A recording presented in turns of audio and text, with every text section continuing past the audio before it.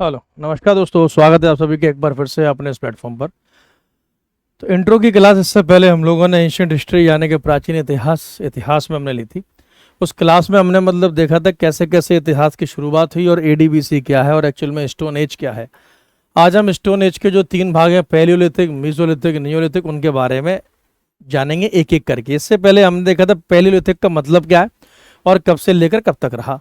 Mesolithic का मतलब क्या है, कब से लेकर कब तक रहा। और नियोलिथिक का मतलब क्या है, कब से लेकर कब तक रहा है। आज जो शुरुआत होगी इसमें इसी स्टोन एज के या फिर हम बोले इंट्रो के दूसरे पार्ट की शुरुआत होगी। हम दूसरे भाग की शुरुआत करेंगे। एनसीईआरटी बेस्ड ये पूरी क्लास लेंगे ताकि आपको याद रहे कि जो कुछ भी आंकड़े आप सभी के सामने आ रहे हैं वो एकदम परफेक्ट है। बस सिर्फ आपको वही याद करने हैं, उसके अलावा और कुछ भी याद नहीं करना। ठीक है, देखो, अगर हम सिंपली तरीके से देखें, सिंपलिसिटी के साथ, तो सबसे पहले हम पढ़ेंगे पैलियोलिथिक एज के बारे में। लेकिन इससे पहले हम पैलियोलिथिक एज के बारे में पढ़े तो कुछ नोट बनाकर एक पॉइंट लिख लो। पहला ही नोट बनाकर पॉइंट लिख लीजिए। देखो, अफ्रीका जो कॉन्टिनेंट है ना, अफ्रीका, लिखो अफ्रीका जो महाद्वीप है, साथ साथ लिखेंगे तो और समझ में आएगा। अफ्रीका जो कॉन्टिनेंट है, अफ्रीका जो महाद्वीप है, इसे कहा जाता है homeland of humans. Homeland of humans यानी कि मानवता की शुरुआत। क्या बोलते हैं, मानवता की शुरुआत। तो सबसे पहले अगर ह्यूमंस, मानवों के, इंसानों की शुरुआत कहीं से मानी जाती है तो अफ्रीका कॉन्टिनेंट से मानी जाती है। इसीलिए अफ्रीका कॉन्टिनेंट को कहा जाता है क्रेडल ऑफ ह्यूमन काइंड्स, मानवता की भूमि,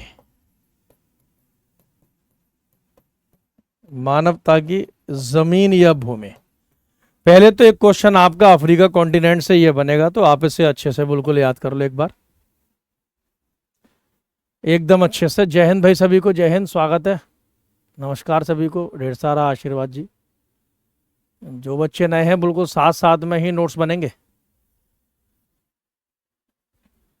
ठीक है।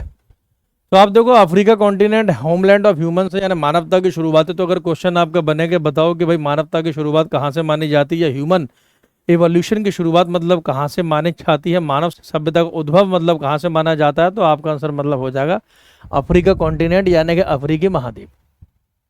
ठीक, अच्छा। अब इसमें पहली स्टेज हमें कौन सी पढ़नी है, हमें पढ़ना है, हेडिंग डालो पहले, पैलियोलिथिक। जो हम पढ़ रहे थे उसी के साथ ही शुरुआत करते हैं। पैलियोलिथिक एज,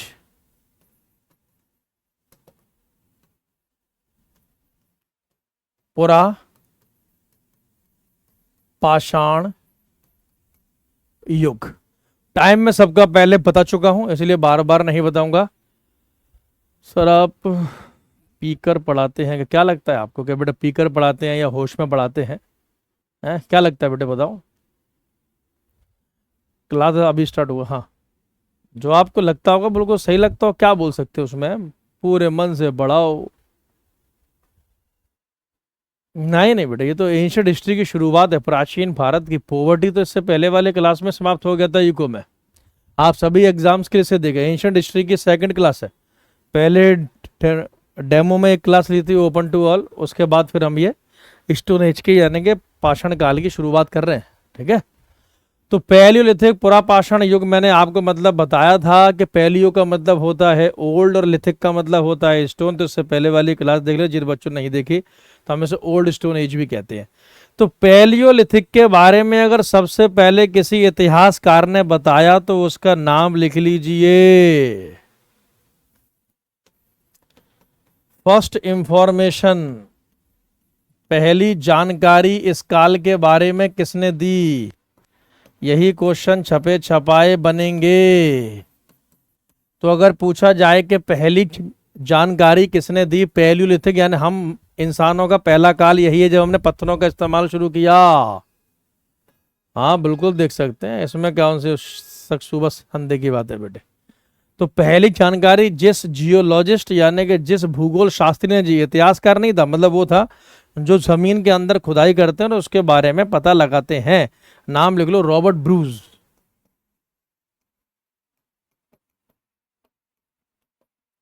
शाबाश। रॉबर्ट ब्रूस, हिंदी और अंग्रेजी दोनों में रॉबर्ट ब्रूस ही रहेगा।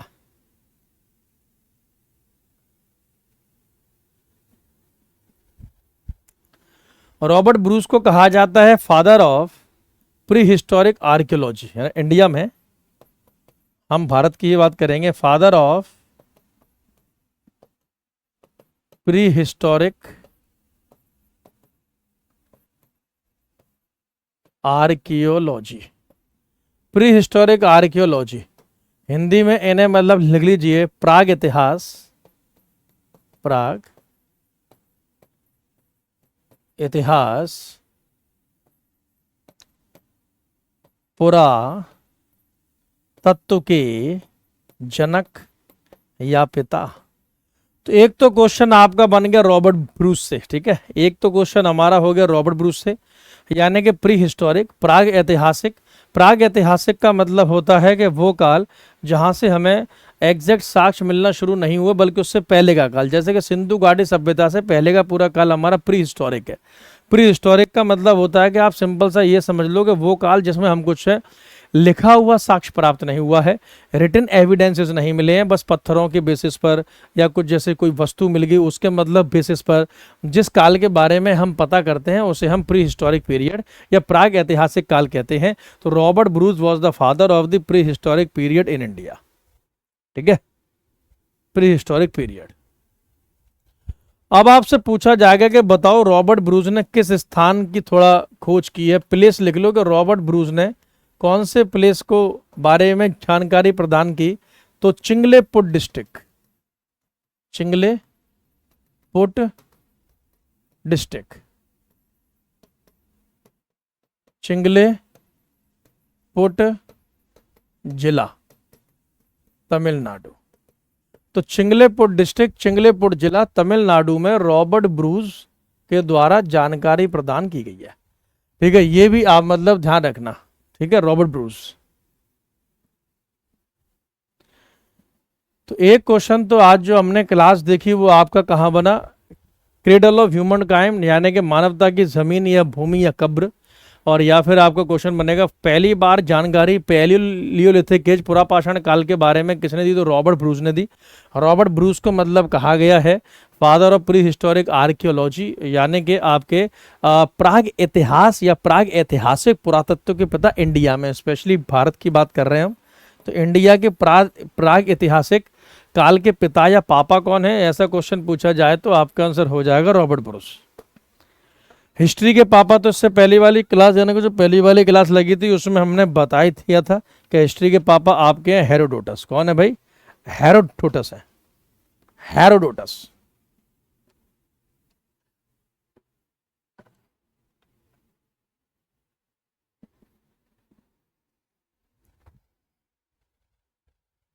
करवा देंगे, ये लाइव क्लास है बेटा, रिकॉर्ड नहीं है अपने बच्चे। अच्छा, पैलियोलिथिक के बारे में अगर हम जानकारी प्रदान करें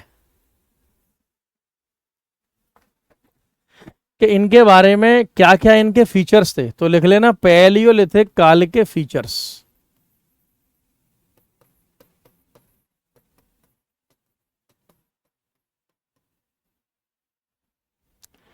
विशेषताएं,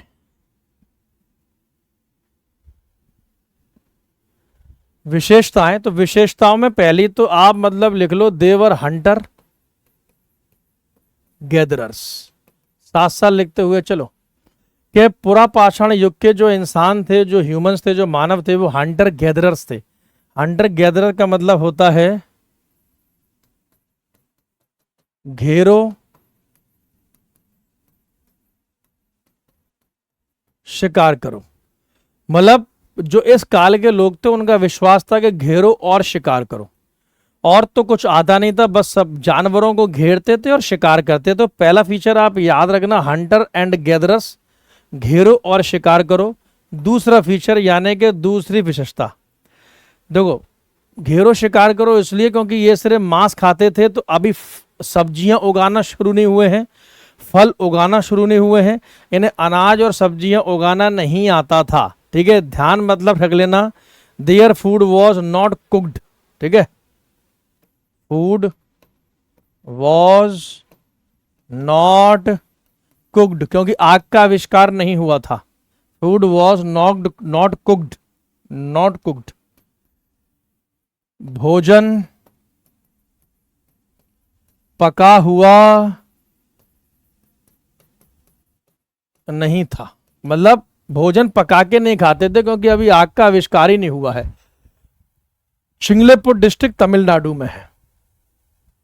ठीक है, तो भोजन पका हुआ नहीं था, कच्चा ही भोजन मतलब खाते थे। तो इससे हम ये पता लगाते हैं कि ये कच्चा भोजन खाते थे। लिख लेना, they did not use about the fire, यानी कि आग का इस्तेमाल इन्हें मतलब नहीं पता था। दे एट रॉ मीट, बस कच्चा मांस खाते थे। कच्चा मांस, कच्ची सब्जी, कच्चे फल मतलब उगाते नहीं थे। अगर पेड़ पे लगा हुआ मिल गया तो मतलब खा लिया, वरना वो नहीं खाते थे। कच्चा क्यों खाते थे? क्योंकि आग का आविष्कार तो हुआ नहीं था बच्चे। तो अगर आग का आविष्कार मतलब नहीं हुआ था तो हमें इससे ये पता लगता है कि एक लंबे समय के बाद, यानी बहुत लंबे समय के बाद, लगभग अगर हम देखें तो 2 लाख साल से लेके 1 साल के बीच में, ठीक है, ध्यान दीजिएगा, 2 लाख हो गया, 2 लाख नहीं, 1 जीरो और लगेगा। Between 2 lakh BC to 1 lakh BC, यानी कहीं ना कहीं 2 लाख साल ईसा पूर्व से लेकर 1 लाख साल ईसा पूर्व के बीच में डिस्कवरी ऑफ फायर, आग की खोज हो गई। ये आग का आविष्कार हुआ, आग का आविष्कार, आग का आविष्कार हुआ है। ध्यान रखिए, अभी सिंधु घाटी सभ्यता तो बहुत दूर है। ये हम पाषाण युग के बारे में पढ़ रहे हैं, थोड़ा सा मतलब हिस्ट्री के बारे में, जहां से एक क्वेश्चन आपका हर साल आता ही आता है। ठीक है, तो आग का आविष्कार हो गया, डिस्कवरी ऑफ फायर, आग का आविष्कार हुआ। किसका आविष्कार हुआ जी? आग का आविष्कार हुआ, आग का आविष्कार। ठीक है, आज से हम बोल सकते हैं कि लगभग 1 लाख साल पहले आग का आविष्कार हुआ है। ठीक है, और वो भी आग का आविष्कार एक्सीडेंटली है, मतलब दुर्घटना में है। जैसे कि मान लो कि 2 लोग आपस में पत्थरबाजी कर रहे होंगे, या फिर किसी जानवर को मारने के लिए पत्थरबाजी हो रही होगी, और जब पत्थरबाजी हो रही होगी तो अचानक उन पत्थरों में से आग निकली होगी, और जैसे ही उन पत्थरों में से आग निकली होगी वैसे ही मतलब कुछ सूखे पत्तों ने उस आग की चिंगारी को पकड़ लिया होगा, और जैसे ही आग की चिंगारी को पकड़ लिया होगा तो फिर आग लग गई होगी। तब इंसान को पता लगा कि how to use a fire, तब फिर खाना पकाना वगैरह शुरू मतलब हुआ। तो ये तो आपको फीचर याद करने हंटिंग और गैदरिंग स्टेज के, यानी कि पैलियोलिथिक के, जब इंसानों ने सबसे पहले पत्थरों का इस्तेमाल शुरू किया। अब आपसे मतलब पूछी जाएगी कि साइट्स बताओ, पैलियोलिथिक साइट्स बताओ, स्थलों के बारे में बताओ, कौन कौन से स्थान है जिनका संबंध पुरा पाषाण काल से रहा है। साथ साथ अगर याद करते रहोगे तो क्वेश्चन सारे आपके सॉल्व भी हो जाएंगे।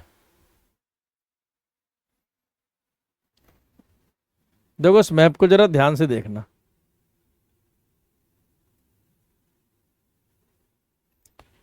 तीन स्थान हैं जिनका संबंध आपका पैलियोलिथिक साइट से है। 3 स्थान है। अगर हम इस एनसीईआरटी के मैप के ऊपर ध्यान दें तो एक है भीमबेटका, एक है हुंसगी और एक है कुरनूल। ये 3 स्थान हैं बहुत ही मशहूर जो कि पैलियोलिथिक हैं, जिसमें से भीमबेटका तो एवरी ईयर हर एग्जाम और हर बार आपसे पूछा ही जाता है। सर थोड़ा शॉर्ट में ही बता दीजिए। नहीं बेटे, शॉर्ट में क्यों बताएंगे, ना लॉन्ग में बताएंगे ना शॉर्ट में बताएंगे, जितना आता है उतना बताएंगे और जितना बताना चाहिए उतना बताएंगे। देखो ध्यान रखना, मैं यहाँ पर क्लास आप लोगों को अच्छा महसूस कराने के लिए बेटे नहीं ले रहा हूँ। यहाँ पर जो मैं क्लास ले रहा हूँ आपके सिलेक्शन के लिए ले रहा हूँ, आपकी तैयारी के लिए ले रहा हूँ। बहुत सारी बातें ऐसी भी होंगी जो कि आपको अच्छी लगेंगी, बहुत सारी बातें ऐसी भी होंगी जो कि आपको अच्छी नहीं लगेंगी। अच्छी लग रही हैं तो इसका मतलब आपका पढ़ाई में इंटरेस्ट है, बहुत अच्छे से पढ़ रहे हैं। और अगर आपको बातें अच्छी नहीं लग रही हैं तो इसका मतलब ये कि धीरे धीरे आपका पढ़ाई में इंटरेस्ट आ जाएगा, अगर आप लगातार देखते रहेंगे तो। ठीक है, समझ गए? चलो, तो इसलिए ये सब मत करो कि सर ऐसे पढ़ा दो वैसे पढ़ा दो, प्लीज बस ये मत बताओ कि कैसे पढ़ा दो, क्योंकि पढ़ाना मुझसे बेहतर तो आपको नहीं पता होगा। हाँ, आपको ये अवश्य मतलब पता होगा कि भाई मतलब सर थोड़ा ये भी करा देते, थोड़ा वो भी करा देते, थोड़ा मतलब क्वेश्चन भी दे देते। आपको ये पता है कि आपकी नीड क्या है, लेकिन आपकी उस नीड को कैसे पूरा करना है ये सिर्फ मुझे पता। विश्वास रखो, आप मेरे ऊपर जैसे जैसे बताता जाऊं वैसे वैसे नोट्स मेकिंग करते जाओ, आप पढ़ते जाओ। मैं आपको लिखित में गारंटी देता हूं, एग्जाम से पहले ये नोट्स और last year question paper solve करके चले जाना, आपका एग्जाम कोई रोक नहीं पाएगा, इतनी गारंटी पूरी है। ठीक है बेटा, चलो। तो कुछ बच्चों ने नया एडमिशन लिया है, वो पहली पहली बार मुझसे पढ़ रहे हैं, लेकिन मैं पहली बार मेरे बच्चे पढ़ा नहीं रहा हूं। तो स्थल में सबसे पहले लिख लीजिए भीम बेतका। आहा, सबसे पसंदीदा क्वेश्चन है, स्टार बनाओ। भीम बेतका, भीम बेतका, एमपी, मध्य प्रदेश। तो भीम बेतका पहला स्थल है, ओल्डेस्ट पैलियोलिथिक साइट है, सबसे प्राचीन पुरा पाषाण स्थल है। और भीम बेतका से हमें क्या मिला है तो लिख लेना, we found rock shelter painting. हमें भीम बेतका से चट्टानी बसेरा चित्रकारी के साक्ष्य प्राप्त हुए हैं। स्टार बनाओ, जिन पे स्टार बना रहा हूं वो तो ऐसे छपे छपाए आपको मिलेंगे। जीएस के लिए कौन सी बुक लेनी चाहिए? आपको कोई किताब नहीं लेनी, बस केवल आपको मेरी ही क्लासेस को लेना है और लास्ट ईयर क्वेश्चन पेपर आपको सॉल्व कर लेने हैं। 5 साल तक के भी अगर आप सॉल्व कर लोगे तब भी आपका काम हो जाएगा। ठीक है। चट्टानी चित्रकारी, देखो इंसान पत्थरों के नीचे रहता था, जब पत्थरों के नीचे रहता था भाई उस समय परमानेंट हाउस तो होते नहीं थे पूरा पाषाण में। आज से करीबन अगर 20 लाख साल पहले या 2 लाख साल पहले की हम मतलब बात करें तो उस समय चट्टानों के नीचे रहता था, बारिश से बचने के लिए, तूफान से बचने के लिए और टाइम पास के लिए इंसान पत्थरों पे पेंटिंग कर दिया करता था। अब पेंटिंग आप वही करोगे जो आपके दिमाग में पहले से ही इमेज होगी, और इमेज नहीं होगी तो आप उसकी पेंटिंग कर नहीं पाओगे। ये देखो, इस प्रकार की हमें पेंटिंग मिली है, ये इंसान है और इंसान किसी हिरन या फिर किसी जानवर का शिकार कर रहा है।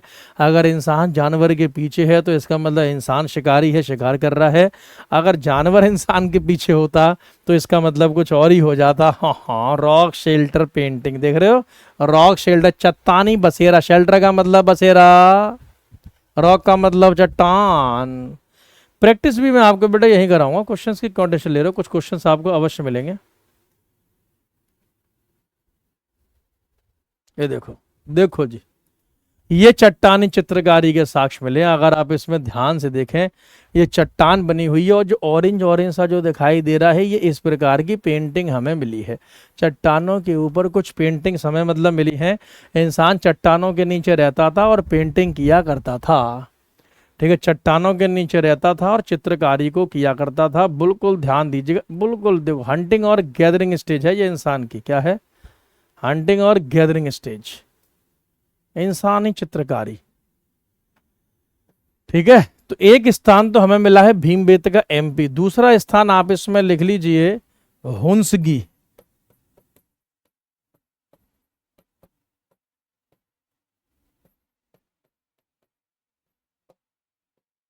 हुंसगी, हुंसगी कर्नाटका में है। कौन से स्टेट में? आज के समय में कर्नाटका में। एक क्वेश्चन मैच द फॉलोइंग में, या बहुत ही सिंपल आपसे पूछा जाएगा, बताओ इसमें से कौन पैलियोलिथिक साइट है और इसमें से कौन आपकी मीसोलिथिक साइट है, पूरा पाषाण स्थल है और मध्य पाषाण स्थल है। और तीसरा आप इसमें लिख लीजिए हुंसगी के बाद कुरनूल।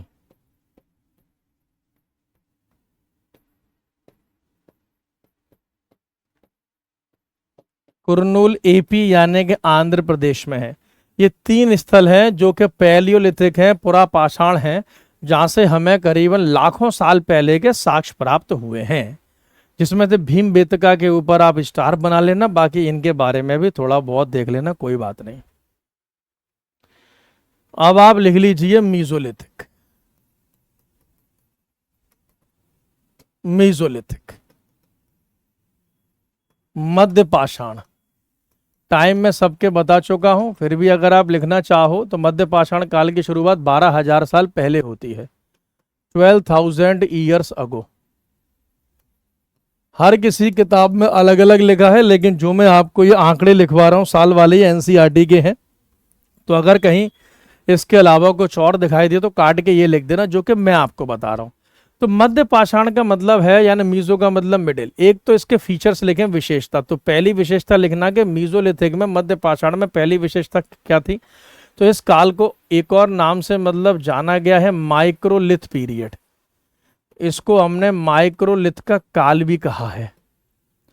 माइक्रो का मतलब होता है, लिख लेना, स्मॉल, मतलब छोटा, और लिथ का मतलब होता है स्टोन, यानी कि पत्थर। मतलब जिस काल में हमने छोटे छोटे पत्थरों का इस्तेमाल किया। तो एक बात तो यहाँ पे तय हो गई कि भाई पैलियोलिथिक पीरियड में, पुरापाषाण युग में बड़े बड़े पत्थरों का इस्तेमाल हुआ है, और मीजोलिथिक में हमें छोटे छोटे पत्थरों का इस्तेमाल हुआ है। तो माइक्रोलिथ पीरियड पूछा जाए, यानी कि सूक्ष्म पाषाण युग पूछा जाए, या फिर मध्य पाषाण युग पूछा जाए, एक ही बात है। तो पहला फीचर ये होगा, छोटे छोटे पत्थरों का इस्तेमाल। दूसरा फीचर, हमने मीजोलिथिक में शुरुआत की है, लिख लेना, डोमेस्टिकेशन की। हमने किसकी शुरुआत की है? डोमेस्टिकेशन की। डोमेस्टिकेशन बोले तो लिख लीजिए पशुपालन। पशुपालन की शुरुआत भी आपको मीजोलिथिक में ही मिलेगी। मतलब सबसे पहले जानवरों को पालने की शुरुआत मीजोलिथिक से हुई है। तो दूसरा फीचर, ये सिर्फ 2000 साल का है, इसलिए इसमें बहुत कुछ नहीं होगा, ठीक है। तो इसमें मतलब दूसरा जो मतलब इस्तेमाल है वो आपका किसका है? वो आपका पशुपालन का है। पशुपालन में भी बहुत सारे जानवर हैं, जैसे कि शीप, भेड़, गोट, बकरी, हॉर्स, घोड़ा। इन सभी जानवरों के पालने के साक्ष्य हमें मीजोलिथिक पीरियड में देखने के लिए मिले हैं। मीजोलिथिक में, यानी भेड़, बकरी और घोड़ा। इनमें भी भेड़ और बकरी, यानी कि शीप और गोट लिख लेना, फर्स्ट एनिमल्स, पहले पालतू जानवर यही हैं, पहले। यानी कि भेड़ और बकरियों को पहले पाला गया है और उसके बाद किसी और को पाला गया है। तो अगर आपसे पूछा जाए कि बताओ पशुपालन में हम इंसानों ने सबसे पहले किसको पाला, तो आंसर आपका मतलब हो जाएगा भेड़ और बकरियों को सबसे पहले हमारे द्वारा पाला गया है। ये 2 फीचर आपको इसमें देखने के लिए मिलेंगे। एक तीसरा फीचर इसमें और मिलेगा, मीजोलिथिक पीरियड में हमें ग्रास लैंड्स मिले हैं, घास के मैदान। यानी कि जब जानवर होंगे तो धीरे धीरे मतलब हरियाली को खाएंगे तो वो जंगल साफ हो जाएंगे और घास के मैदान बन जाएंगे। तो घास के मैदान हमें मिले हैं। सबसे पहली बार घास के मैदान भी हमें मध्य पाषाण युग में ही मिले हैं। तो ये 3 विशेष फीचर किसके हैं? ये मीजोलिथिक के हैं। ये नहीं, पहला जानवर डॉग नहीं है, कुत्ता नहीं है। Dog was the first wild animal which was reared, यानी कि पहले जंगली जानवरों में से अगर किसी को पाला गया तो कुत्ता है। लेकिन पहले जानवर अगर पाले गए तो भेड़ और बकरी है, ध्यान रखना। ये दोनों क्वेश्चंस में अंतर है। जिन टीचर्स को या फिर जिन बच्चों को या फिर यूट्यूबर्स को नहीं पता होता तो वो कुछ भी बेटे लिखवा देते हैं, किसी का हाथ और मुंह तो बेटे पकड़ नहीं सकते। आंसर वही लगाने हैं जो, because I am a teacher not a YouTuber, इसलिए जो बता रहे हैं वही पक्का है। अच्छा, अब आपको साइट्स पूछी जाएंगी कि वैसे तो मीजोलिथिक के कोई मशहूर स्थल नहीं है, लेकिन फिर भी 1-2 आप लिख लो, और ना इसके स्थल कभी पूछे जाते हैं लेकिन लिख लो। जैसे कि एक स्थान है बघोर,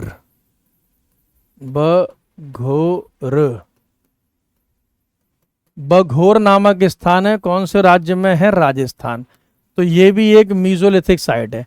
हमें यहाँ से कुछ इसके जैसे बहुत सारे एविडेंसेस प्राप्त हुए हैं, जैसे कंकाल मिला है इंसान का, स्केलेटन प्राप्त हुआ है जो मीसोलिथिक पीरियड का है, यानी कि मध्य पाषाण युग का एक हमें कंकाल प्राप्त हुआ है। ठीक है। पालतू जानवरों की हड्डियां मिली हैं, बोन्स ऑफ टेम्ड एनिमल्स। पालतू जानवरों की हड्डी, पालतू जानवरों की हड्डी मिली है। तो इससे हम मतलब ये पता लगा सकते हैं, ठीक है, एक स्थान आपको मतलब जो मिला है वो मिला है लंगनाज। लंगनाज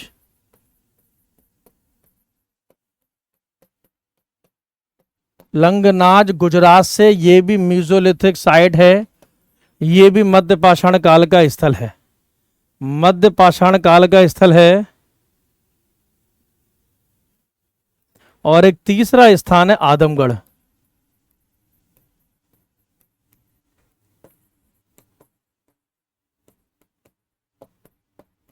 एमपी, मध्य प्रदेश से। तो ये 3 स्थान आप मीसोलिथिक के याद कर लेना। ठीक है, यानी कि मध्य पाषाण काल के ये तीनों के तीनों स्थल आपको याद करने पड़ेंगे। मध्य पाषाण युग, मध्य पाषाण काल।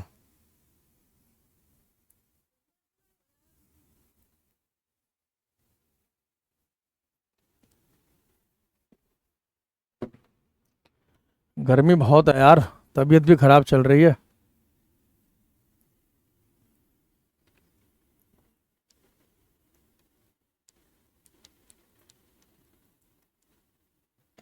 एक बच्चा लिखता है सर लूसेंट में तो डॉग को बताया गया है। तो बेटे फिर लूसेंट ही पढ़ लेते फिर। क्यों भाई? और एनसीईआरटी में शीप और गोट को बताया गया है, भेड़ बकरी को बताया गया है, हैं? भेड़ बकरी को मतलब बताया गया है एनसीईआरटी में। भेड़ बकरी चैप्टर नंबर 1 या 2 में, 6 क्लास की एनसीईआरटी में। किसको सही मानोगे भाई? लूसेंट को सही मानोगे, एनसीईआरटी को सही मानोगे? मैं आपको सिर्फ सबूत इसलिए नहीं मतलब दे रहा, लेकिन आप एक तो बैच में एडमिशन भी लेते हैं, टीचर के ऊपर मेरे बच्चे विश्वास भी करते हैं, जब लिया है तो कुछ सोच समझ कर ही तो बेटा लिया होगा। लूसेंट को लिखने वाले कुछ बस केवल टाइपिस्ट हैं, टीचर थोड़ी ना है वो। आपने कभी लूसेंट वालों को कभी बेटे पढ़ाते हुए देखा कभी कि वो कभी क्लास ले रहे हो या बिना नोट्स के मतलब पढ़ा रहे हो? मैं तो कभी को देखता भी नहीं हूँ। तो ऐसी बातें मत किया करो, ठीक है, कि सर हमने वहाँ ये देखा है, यहाँ वहाँ वो देखा है।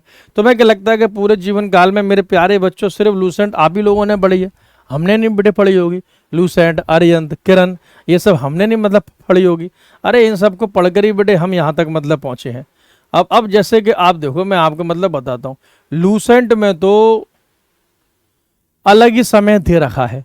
अगर आप टाइम पीरियड को देखोगे तो लूसेंट में अलग है। एनसीईआरटी में 2 मिलियन ईयर्स अगो मतलब दे रखा है, यानी 20 लाख साल पहले।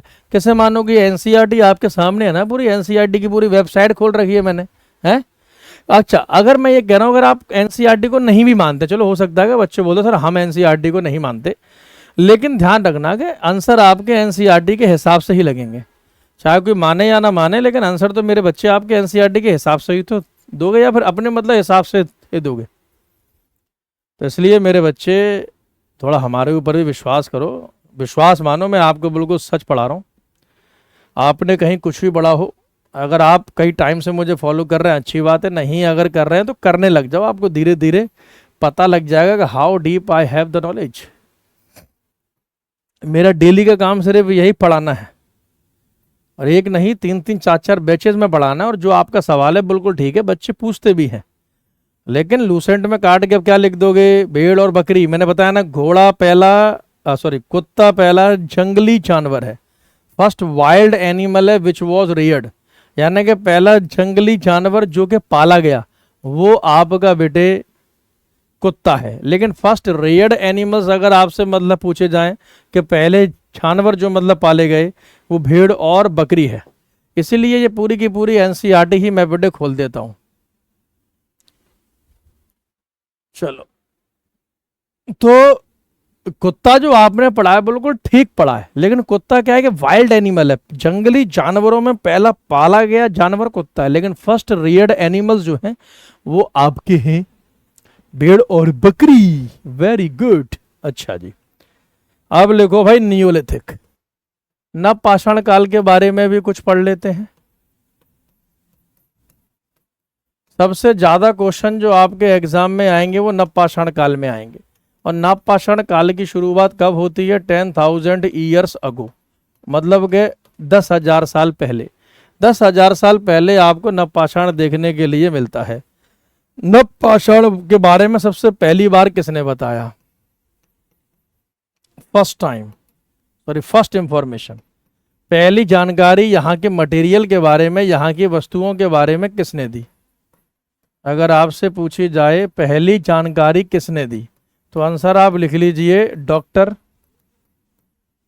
प्राइमरोज।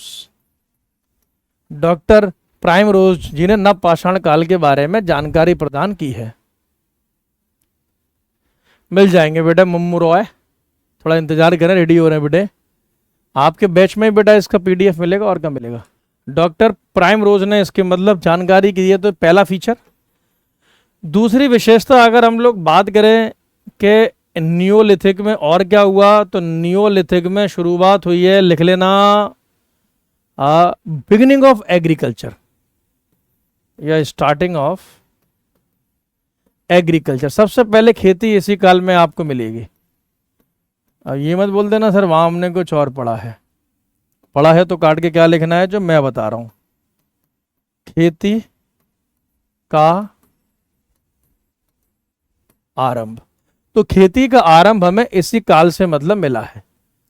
और खेती में भी अगर आपसे वो पूछेगा कि पहली फसलों के नाम बताओ जो कौन सी उगाई गई हैं, वैसे तो गेहूं भी उगाया गया है, बार्ले उगाया गया है, यानी जौ, पैडी, धान भी उगाया गया है, मिलेट, बाजरा भी उगाया गया है, लेकिन पहली फसलें जो उगाई गई हैं, पहली फसल में लिख लो बार्ले,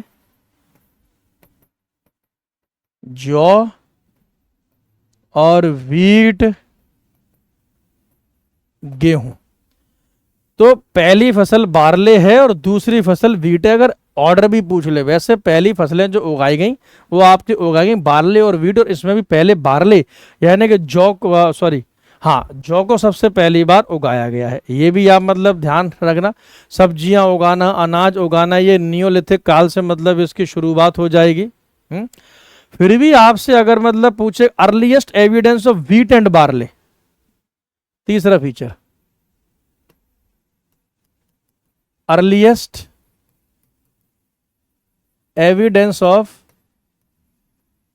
व्हीट एंड बार्ले, गेहूं और जौ उगाने के पहले साक्ष्य, पहले सबूत व्हीट और बार्ले के उगाने के हमें कहां से प्राप्त हुए हैं, तो लिख लो मेहरगढ़। हमें मेहरगढ़ से प्राप्त हुए हैं। कहां से प्राप्त हुए हैं? मेहरगढ़। मेहरगढ़ कहां है? पाकिस्तान। अभी मैं इसे मैप में भी दिखाऊंगा, लेकिन अभी आप सिर्फ इतना लिखो कि गेहूं और जौ के उगाने के पहले साक्ष्य हमें कहां से मिले हैं, तो मेहरगढ़ से मिले हैं। मेहरगढ़ कहां है? आपका पाकिस्तान में है। तो पाकिस्तान के मेहरगढ़ से हमें ये साक्ष्य प्राप्त हुए हैं। फर्स्ट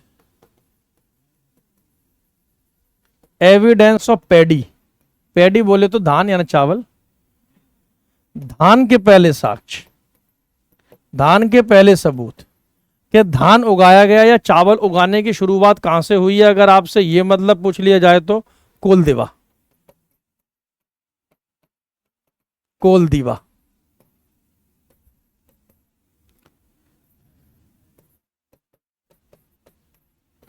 कोलदीवा। और यूपी उत्तर प्रदेश में हमें पहली बार धान के साक्ष्य प्राप्त हुए हैं। किसके साक्ष्य प्राप्त हुए हैं? धान के साक्ष्य प्राप्त हुए हैं। धान के। बहुत कुछ नियोलिथिक में हो रहा है बेटे, नियोलिथिक को हल्के में मत लेना।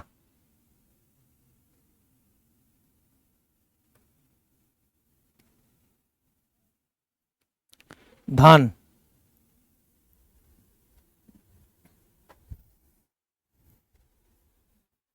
हमें पिट ड्वेलिंग,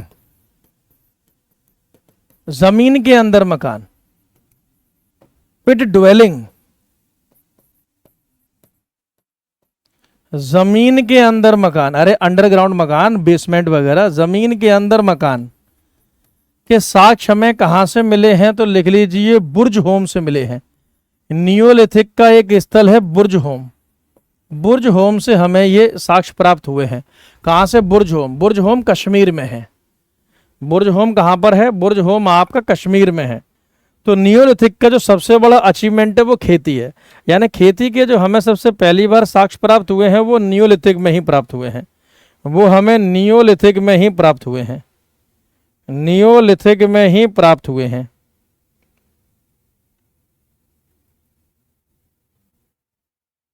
नियोलिथिक।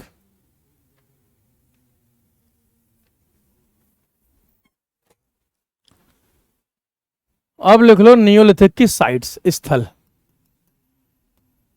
सबसे ज्यादा क्वेश्चन आपको इसी स्थल से ही मतलब पूछे जाएंगे।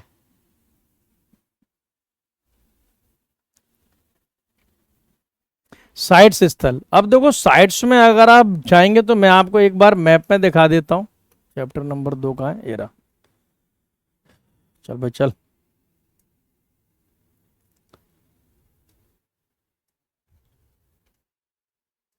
देखो जरा,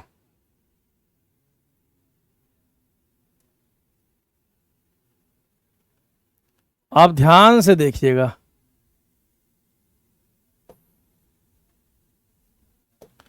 मेहरगढ़ पाकिस्तान के मैप में, बुर्ज होम कश्मीर में, कोलदेवा यूपी में, चिरांद बिहार में, ये 5 स्थल हो गए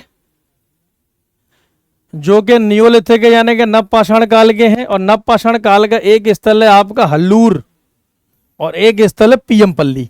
ये आपके 4-5 स्थल ऐसे हैं जो कि आपके नियोलिथिक साइट हैं। तो फटाफट से जरा लिख तो लो। पहला स्थल है आपका, इसी ऑर्डर में ही याद करने, सबसे ज्यादा मेहरगढ़ ही पूछा जाता है। मेहरगढ़ पाकिस्तान, आज के समय में पाकिस्तान, यहां से हमें चावल की खेती बाड़ी के साक्ष्य मिले हैं, एग्रीकल्चर के साक्ष्य मिले हैं, फर्स्ट ह्यूमन सेटलमेंट के साथ मिले, यानी कि इंसानों ने एक साथ रहना कब से शुरू किया, तो ये भी हमें मेहरगढ़ से प्राप्त होता है। बुर्ज होम जो कश्मीर में है, जहां से हमें जमीन के अंदर मकान मिले हैं, बुर्ज होम, छोटे छोटे मकान मिले हैं जिन्हें कहते हैं पिट ड्वेलिंग, बुर्ज होम कश्मीर में। नोट्स तैयार करो, फिर आप देखो last year question paper solve करना, कुछ क्वेश्चंस आपको मिलेंगे। फर्स्ट एविडेंस ऑफ फिशिंग भी जो हमें मतलब मिला है वो पैलियोलिथिक में मिला है, पूरा पाषाण में मिला है। तीसरा इसमें लिख लीजिए चिरांद, बिहार वाले अच्छे से समझते होंगे चिरांद का मतलब, चिरांद बोले तो बिहार। कोलदेवा,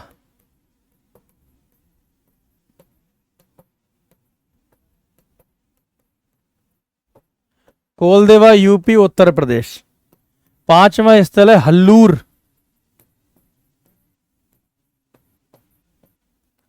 हल्लूर बोले तो कर्नाटका।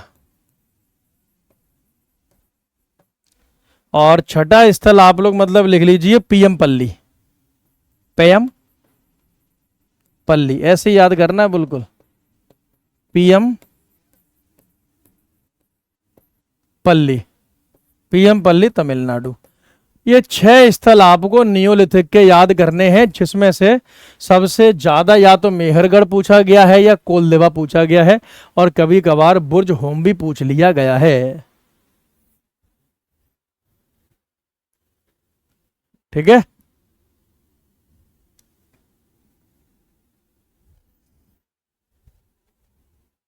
तो ये आपके कुछ क्वेश्चंस स्टोन एज से बनते हैं, जो मैंने आपको सारे लिखा है। पैलियोलिथिक, मीसोलिथिक, और ये दूसरी क्लास थी। पहली क्लास इससे पहले इंट्रो में आई थी।